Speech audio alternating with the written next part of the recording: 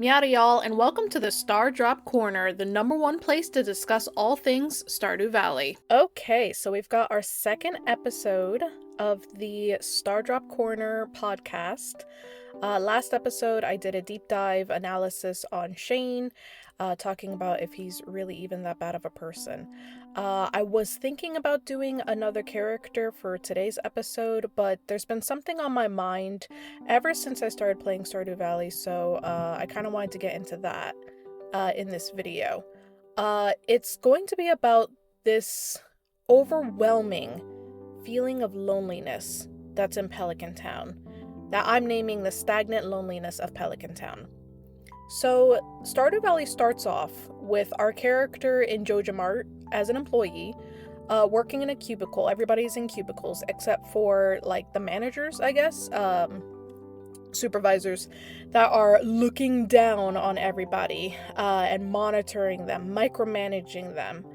And it's showing that everybody is alone in the cubicles. And then as the introductory scene scans by, there is one person in their cubicle that's just a skeleton, and I think there's like cobwebs all over them. Regardless, it's a very sad scene, maybe a little comical. But then it pans over to our character, who is extremely exhausted, opens their drawer, pulls out the letter from Grandpa, and sees, oh, maybe there is a way out of this. Maybe there's a chance for a new beginning. And then obviously the game starts. So Stardew Valley starts already with us seeing not just the horrible effects of capitalism, because Jojo Mart is supposed to be a reference to Amazon, but then also this overwhelming feeling of loneliness, of, wow, is this all there is to life, right? And in the corporate world, in the capitalistic world, however you want to call it, you very much are just somebody that's just clocking in. You're just a number, right? And when you're doing your work all by yourself, you are all by yourself in that cubicle by your lonesome. And you might even just end up being a skeleton and nobody's noticing. So that's how we start off with Stardew Valley. And then our character obviously moves to Pelican Town, and it's this feeling of cozy farm town. Everybody knows everybody knows each other's names. As you begin talking to all the characters, they start talking about how they've lived in Pelican Town pretty much their whole lives, minus an exception or two, but that pretty much is the story for all of the characters in Stardew Valley, in Pelican Town specifically. My biggest, hottest take is that Pelican Town is the same as to what we saw in the beginning. Pelican Town is the same as Jojo Mart. In terms of loneliness, it just has we're just seeing it with rose-colored lenses. So let me elaborate on that, of course. And let me just move my mic a little bit, sorry. I'm recording in a new location, so it's a little uncomfortable. But anyways. So when we move to Pelican Town, it feels on the surface, we've got our rose-colored lenses because we just came from our horrible job, Jojo Mart. We have a new opportunity.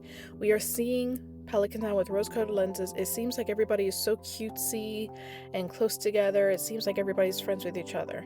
It is not until we actually start talking to people and learning about them that we start seeing, wow, everybody in Pelican Town has a million issues. They have a lot going on, and that's okay. That's life. There is nothing wrong with, going through financial troubles or interpersonal conflicts. But tell me who's Harvey's friends. Quickly. Tell me who Robin is friends with. I'll wait. Don't say her husband. Don't say her children. Right? Like, we don't see many examples of people actually being friends. Now, there are some exceptions. We see that Caroline and Jody are actually friends. Jody specifically says that Caroline is her best friend. But then Caroline says that she wishes she knew more people, she wishes she was closer to people in Pelican Town. When you go to the saloon, you do see Leah and Elliot hanging out over beer and wine, and that's lovely. And they are friends. But beyond that, there's not that many examples. Considering that everybody, quote unquote everybody, I'm using that very Hyperbole, right? Considering that everybody has been living in Pelican Town for so long and everybody knows everybody, you would think that there would be a lot more closeness. And I think I only listed like the older characters, quote unquote, but let's look at the younger characters, quote unquote. Yes, Sebastian, Sam, and Abigail also hang out, but I've got some issues with that little friend group. It is heavily implied, especially after 1.6's new dialogue introduction, new dialogue changes, that Abigail has a crush on Sebastian. When you marry Abigail, if her hearts get really, really low, she'll say, maybe I should have married Sebastian. So 100%, she has a crush on Sebastian. It's not 100% if he has a crush on her. He has like one line where he says, oh yeah, I'm friends with Sam, and Abigail, never mind. Like he says something like that. So I don't know if that's a little crush or a little flirtation or anything like that, but there is something going on, right? So it's a friend group of 3. But then there's like a little bit of, romance with some of them, maybe only even one of them. And then when you marry Sebastian, he says, oh yeah, I maybe I should go out into town more and see Sam. I don't really see him much anymore. And it's like, aren't these your friends? We never see Sebastian go into town and visit Abigail or visit Sam. We never see that. When he does go into town, he's visiting his family. Which isn't very often, I don't think. Anywho, I don't have the Stardew Valley wiki pulled up in front of me while I'm doing this podcast. I am just speaking from memory. So if I do have some gaps in their lore and schedules and things like that, please forgive me. The podcast is supposed to be me just kind of, train of thought, and I don't have everything memorized. So allow me to continue. There is this just weird feeling that a lot of the characters in Stardew Valley and Pelican Town are struggling very heavily with their issues. So much to the point that there are even heartbreaking crisis moments. Shane's heart event, for example, when he's on the cliff. And it just feels like there's no friends around them. And if there are friends or family around them, they're not really in the know with everything that's going on. And it feels like this is a very consistent issue.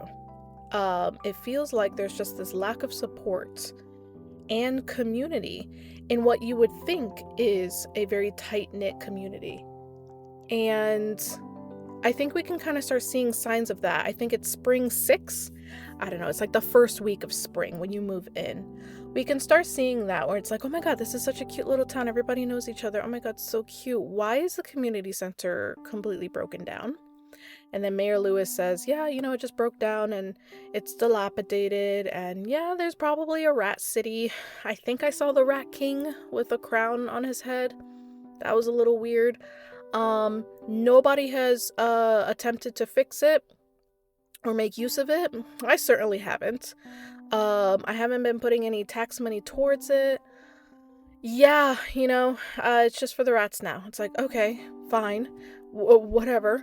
Then you start talking to other people in Pelican Town, and they say that they're strapped for cash. Harvey says that he might have to take patients from neighboring towns. Clint says, hey, like, if you want to upgrade any of your tools, I could really use the cash. Willie says, yeah, I've been having to work double time just to make ends meet. This is all pointing to the fact that Pelican Town is a dead town. If you're not familiar with the concept of a dead town, I actually did do a video about it. It's one of my first lore videos, is Pelican Town Doomed. In that video, I explained what a dead town is. A dead town is, that's the name of the TV trope. It's when a town is featured in a TV show, movie, whatever, and the economy is not booming. In fact, it's like in the negative. No new people are moving in. Everybody's leaving the second they get a chance. People aren't being born. Everybody's dying left and right. Nothing is growing. It is stagnant. It is a dead town. Dead towns are really, really scary. And maybe some of y'all that are listening to this have lived in a dead town or are from a dead town. So you know what I'm saying. You know what I'm talking about. It's really, really scary. Because it feels like in 5 years, 10 years, 20 years, it'll just be gone. There will just be nobody left. So it just feels like Pelican Town is, you know what? Now that I'm like saying all of this out loud, me calling Pelican Town stagnant is probably me having rose-colored lenses, because it's pretty much on a downward spiral, if I'm being honest, right? There is crises left and right, unless you, the farmer, resolves things, unless you repair the community center and prevent Jojo Mart from taking over.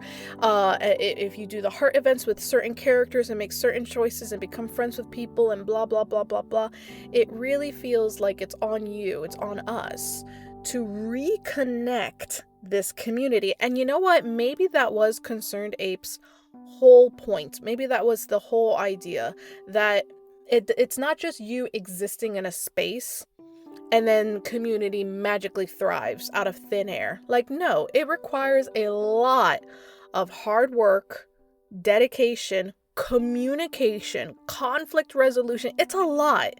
It's a lot.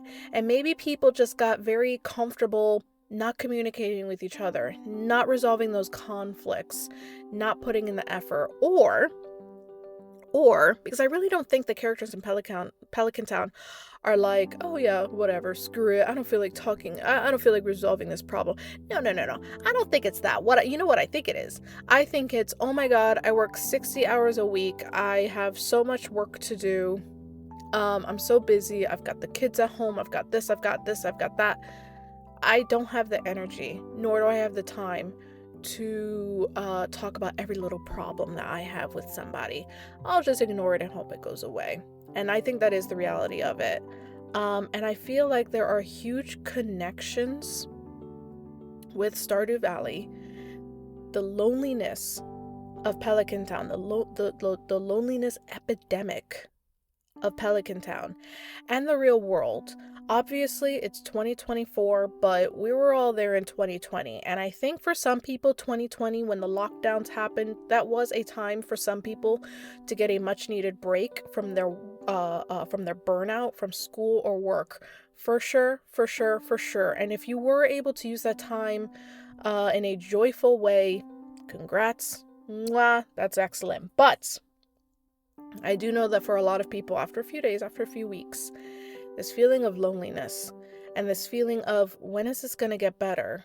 And just not knowing when it's going to get better, and just not being able to connect with fellow human beings for a really, really long period of time, it starts getting to you. I think for some people it was cabin fever. For other people it's, oh, well, I'm introverted, so no big deal. But even introverts need communication and connection with fellow human beings, because I'm introverted. And yeah, for the first few weeks I was fine. Like, oh yeah, no problem. But then it did get to a point where it's like, all right, I don't think I've spoken to another human being in a couple of days, or even seen them. It's like a ghost town every time I walk out. It's like silent on the streets. Alright, I think this is starting to get to me.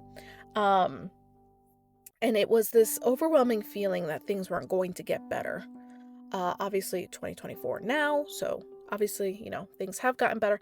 But it's this overwhelming feeling that things aren't going to get better. And it's this overwhelming feeling that this loneliness is going to remain, and it's not going to get worse, it's not going to get better, it's just going to remain stagnant. It's this loneliness epidemic that I see in Pelican Town. And I think another huge thing so besides the pandemic and lockdowns, another huge issue that has been discussed in sociology groups is the fact that there's no third space for the average person nowadays. Let me preface, I am a 31-year-old American woman. I have worked many different jobs. I have lived in different countries. I have traveled a lot. So my perspective is going to be extremely limited. So forgive me for any gaps, but this is how, that's the POV I'm coming from. But the average person doesn't have that third space. If you don't know what a third space is, it's referring to some social surrounding that is not your first place. Your first place is your home, and then your second place is your workplace. The third place is what you do when you're not at home and you're not at work. That is the place you go to when you're hanging out with your community. You go to church, you go to the bars, you go to the pubs, you go to the restaurants, you go to maybe even somebody else's house, that's fine. You go to board game night, you do this, you do that, blah, blah, blah, blah, blah. A lot of people don't have a third space anymore. That space has been taken away from them. It's been taken away from them from the fact that they just work way too much. Not by choice, they have bills to pay, of course. So they just do not have the time to go to those third spaces. They don't have the funds to go to those third spaces. Obviously, restaurants, pubs, gym memberships, all of those cost money, obviously. And when you look at Pelican Town, what is the third space for everybody? You have the saloon, but many people don't want to go there or don't go there because you're surrounded by alcohol. Penny does not go there. Alex does not go there. We know Penny doesn't go there because her mom is constantly there, and that's probably a little awkward, for sure. And we know that Alex doesn't go there. He has a line where he says that his dad used to drink a lot. So they just don't want to go there. Haley doesn't go to the saloon, maybe because she doesn't want to see Emily. Maybe there's some drama. We don't know. She never says. But she doesn't go there either. There's a couple of other characters that don't go to the saloon. So in terms of that third space where people can actually socialize and hang out and speak to the community that they are in and maybe grow connections, it's pretty limited. And it turns out that they probably all did have a third space, and it was the community center. But now that's just gone to hell. Absolutely dilapidated. The rats have taken over. So that space has been taken away from them. One could argue that the library is also an option. The library is also considered a third space, for sure. But the library is open, is it 8 to 4 or 9 to 5? Regardless, it's not open during the evenings when people are like done working or whatever. So it's not really an option for a lot of people in Pelican Town to be able to go to the library and hang out. Also, it's a library. How much chit-chatting are we doing, right? Like, I know that Elliot has a heart event where he's doing his first chapter reading from his novel, but that's like a special event. And also, it's one person talking. It's Elliot, right? So it's a little bit different. I'm sure there could be more events, art events, a book club, things like that, but it would require the museum to be open after 4 p.m., 5 p.m., and I don't think that's an option, because obviously Gunther wants to go home and do wherever he goes home to. So it's just this removal of the third space for Pelican Town. The removal of the community center, the removal of any space that is open after typical work hours 9 to 5, where there is no space for people to cultivate those connections that they have with each other in the community. Therefore, if you are not feeding or nurturing a plant, it's going to die. Period. As simple as that. The fate of Pelican Town seriously rests on our hand. Like, it rests on us. It rests on our shoulders. Absolutely. It absolutely does. We come in, we help everybody resolve their problems, and then provide a third space via the community center. Also, do you guys like how I just say, like, oh yeah, of course everybody does the community center. I literally don't acknowledge if you do Jojo Mart route. I don't acknowledge it. It doesn't exist in my head. But for me, that is the canonical, like, bad route. Like, I'm not acknowledging it. And obviously with the newer updates with Stardew Valley, we get even more spaces because now Ginger Island is an option. It's basically a beach resort, which is absolutely wonderful. And I know the entire town can't go at the same time because Willie can only fit so many people on his boat, but that's fine. You would just arrange with certain friends, hey, let's all go to Ginger Island on Thursday. Okay, cool, sounds good. So that really helps. But again, why is Ginger Island available? Right, because of the farmer, because of us. We repaired Willie's ship, right? And then we unlocked all the resort buildings so that Gus could, have a little bar and there could be a changing room and blah, blah, blah, blah, blah. Like, again, it came down to a community leader, which is us, to resolve all of these issues and foster third spaces for Pelican Town. And these third spaces are really supposed to help with this loneliness epidemic in Pelican Town, besides social issues of loneliness, I also think there is a huge stagnation with the fact that there's just no opportunities in Pelican Town. Like, there's just absolutely no opportunities. If Penny, for example, decides to go to college and get a fancy schmancy teacher's certificate, what would she do?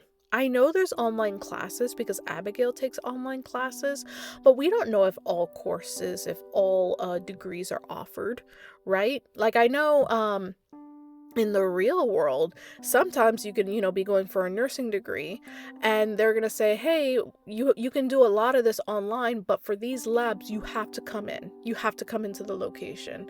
Or if you want to do, XYZ degree, you have to go on campus for this lab, for this seminar, for this presentation, for the finals, for the midterms, something. So it just feels like there's not a lot of opportunity to, oh my God, I forgot the word, not accelerate, Jesus Christ, to accelerate your education, but also just to change jobs. Shane is an excellent example of that. He is working as much as he can to bring some money home, of course, to help out with Jazz and Marnie. And he's obviously so miserable at his job because he hates Jojo Mart. But what else is he supposed to do? Quit and then go where? Quickly. Go where? There's just no opportunity. It's this dead end, dead town syndrome where there's just no options. There's nowhere to turn.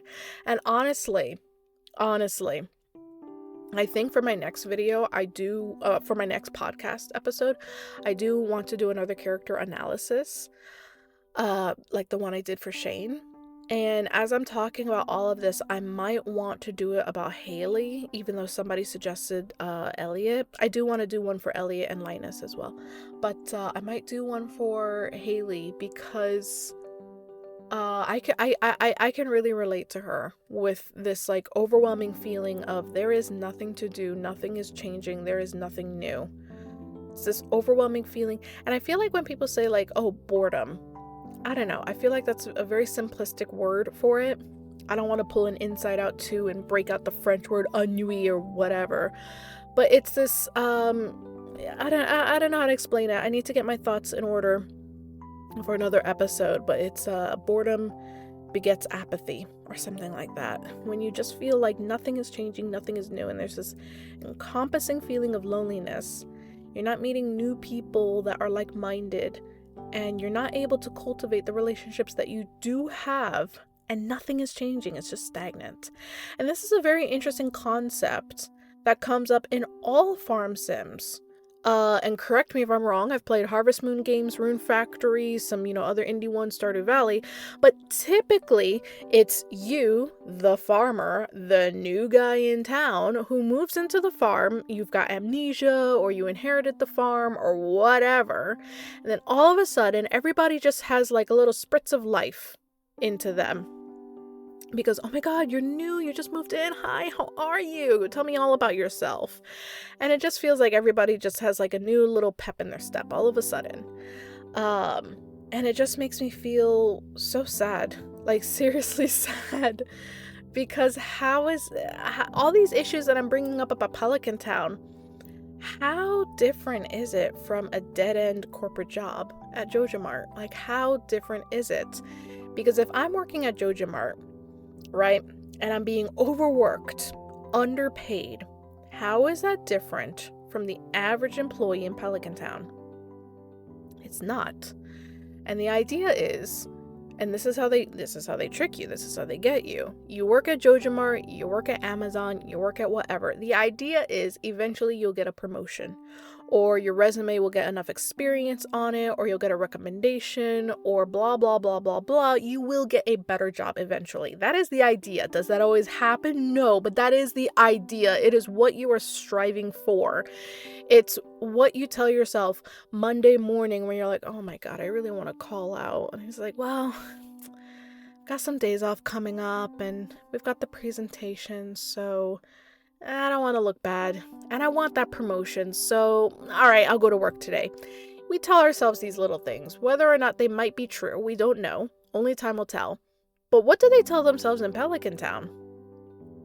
What do they tell themselves? Because I can't imagine they're able to tell themselves much. I can't imagine Willie saying to himself, oh, well, maybe tomorrow, magically, the fishing economy in Pelican Town will skyrocket and I won't have to work double time every week. Like, I don't think that's going to happen. I don't think that's going to happen. With that said, miraculously, it does. A new farmer comes in and repairs everything and fixes everything, and it does. Like, a miracle does end up happening. But what if the farmer never moved in? What if the farmer chooses the Jojo Mart route? What if they choose to not break the cycle of perpetual loneliness, of stagnation? And I don't even know if stagnation is a word. Stagnancy? Listen. This is off script. You leave me alone. It's just, I guess the rose-colored lenses is the chance that a miracle might happen. Because if our character stayed at Jojo Mart in the beginning of the game, nothing was going to change. If our characters, micromanaging, manipulative, evil supervisors got let go, for example, somebody else would get hired. Jojo Mart is not going to all of a sudden say, hey guys, we're actually breaking apart the cubicles and we want you guys to have a healthier work-life balance. We want you guys to be happier. We want you guys to feel excited to come into work. We actually don't care about productivity anymore. That's never going to happen. That miracle is never going to happen in Jojo Mart. The rose-colored lenses for Pelican Town is that there is a chance. There's a possibility. And it's hanging by a thread. It seriously is. And I guess we could get very meta about it and very fourth wall and say, oh, well, what if I never bought Stardew Valley and therefore I never created a farmer that saved Pelican Town and that Pelican Town never got saved, blah, blah, blah, blah, blah, Undertale route, for sure. But I think Concerned Ape, and I don't know that much about, obviously his personal life. I only know what he's written in his devlogs and what he has posted online. So obviously we don't know the full story. But I can imagine as I'm assuming, typical American man that has probably worked in the workforce, right? The typical American culture workforce. I'm sure he's had jobs before this. He probably felt a lot of the things that we feel. A lot of this, work burnout, loneliness, stagnation, boredom, apathy, etc. Where it's like, I really want a change. I really want things to be different. What if I had a cottagecore fantasy and I packed up all my bags and I just had a farm somewhere and I could just run away from all of this? I don't know how many of y'all can relate to that, but before cottagecore, #cottagecore on Pinterest, and whatever, I'm sure it came from somewhere else first, maybe Tumblr, I don't know. But before #cottagecore was ever a thing, and I'm sure thousands and millions other, I don't know, I always fantasized and romanticized, emphasis on romanticized because it is hard work, running away and then having a little cottage. It was never a farmhouse, but having a cottage with a gorgeous prairie of flowers right next to my house, some stray cats that I fed, some gorgeous, a huge garden, gorgeous crops, gorgeous flowers. And I was completely self-sufficient. I didn't have to rely on anybody or the system or the government or anything like that. I made all the decisions, and that it was just like this cozy little fantasy life. And I feel like a game like Stardew Valley, among other farm sim games, it provides us this fantasy. And it's not just the, oh my god, I would love to run away and have a farm. It's not just that fantasy. It's not just that one.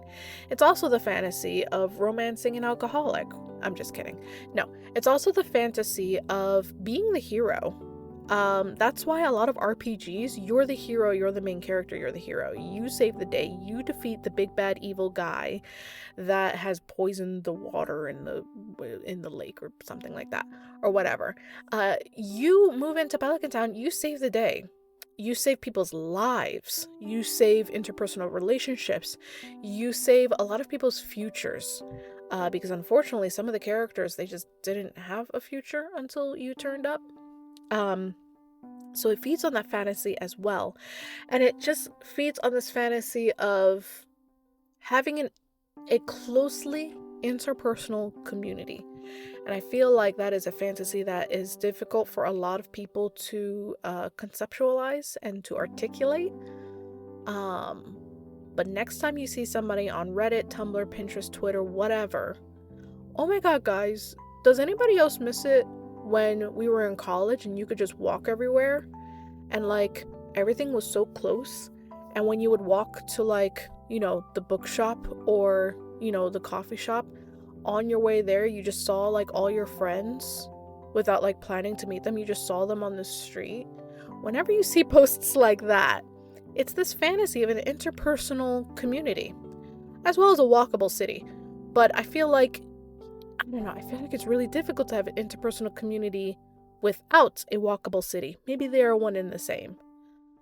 Maybe they're one and the same. Because once you don't have a walkable city, now, those, for whatever reason, those that can't, excuse me, I'm like stuttering. Those that aren't able-bodied are not being accommodated, and there's no space for them. They're being isolated. Because now that it's not a walkable city, everything's too far away. You have now isolated those that aren't able-bodied. You have now isolated those that can't afford a car. You have now isolated those that, for whatever other reason, cannot make the commute, the travel to meet up with everybody else in place A, place B, place C. So you know what, maybe an interpersonal community cannot exist without it being a walkable town, city, village, etc. Maybe. I don't know. You'd have to ask a sociologist. But. It's really interesting seeing this very consistent thought process. This very consistent message. I see people say, yeah, I really loved being able to just walk everywhere in college. Yeah, I don't know. The pandemic really sucked. It just sucked because I couldn't like, you know, hang out with people whenever I want to, and I couldn't just like go out and see them. I don't know, guys. I feel like, you know, we're all just very far apart from each other. And it's all coming down to this feeling of loneliness that we have in real life, and we can see it in Stardew Valley as well. I think Concerned Ape injected those feelings and thoughts, and of course he did. Of course, I consider video game making an art form, and of course we express ourselves via our art forms. We cannot make an art piece in any way, shape, or form without a little piece of us bleeding into it. I think he injected this overwhelming sense of loneliness that exists in our world, whether that's the corporate world, the capitalistic world, the world after you become an adult, because making friends as an adult is way harder than making friends as a child, or maybe a combination of all of these things. It's very interesting seeing this theme in Stardew Valley, in Pelican Town, and there's these connections that we can make between the loneliness that we see in Pelican Town and the loneliness that we see in Jojo Mart, and it's not as different as it might have been originally portrayed or thought. Gamers, thank you so much for listening to my ramble about this subject. Really appreciate it. Thank you for listening to the second episode of Stardrop Corner. I hope y'all enjoyed it. I've gotten some feedback from y'all asking me to do another analysis on a character. I will do that for the next episode. For episode 3, I absolutely will. I had a great time with Shane. And I really appreciate all of y'all's comments under the video. The discussions have been absolutely wonderful. Absolutely wonderful. It's really, really great to have a space, a third space reference, a space to have more nuanced conversations and discussions. And I feel like these podcasts are creating that third space slowly but surely. I'm thinking Haley, Elliot, or Linus. Linus, I feel like I could continue talking about, you know, the corporate world, capitalistic world, blah, blah, blah, blah. Elliot, I feel like I could continue kind of the Shane route where I'm talking about misunderstood characters that have been flanderized to hell and back. And Haley, beautiful girl, product of small town, dead town. I've got a lot to say about that one. But if you've got any suggestions for future podcast episodes, doesn't have to be next episode, just future podcast episodes in general, let me know in the comments. I will absolutely read and respond. If I don't respond, I'll at least like and heart it so you know I read it. Thanks so much for listening. I'll see you all next time. Bye.